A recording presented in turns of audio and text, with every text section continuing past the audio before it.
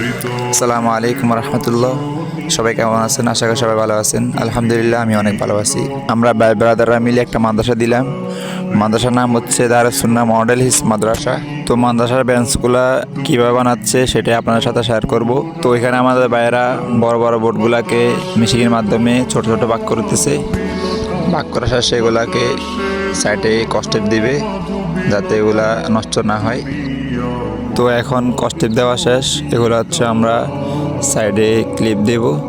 Clip দিয়ে স্ক্রুর মাধ্যমে আমরা একটার সাথে একটা লাগিয়ে নেব। এখানে আমার এক ভাই স্ক্রুগুলো লাগাইতেছে মেশিনের মাধ্যমে। তো এগুলো লাগানো শেষ, এখন আমরা উপরের পাটটা লাগাবো। এখানে আমি এই বাড়িটাকে কিছু স্ক্রু দিয়েছি।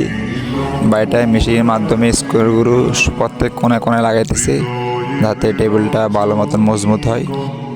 তো এগুলো হচ্ছে হেসকোনার টুল যা আমরা এখন বানাইলাম। আর এগুলো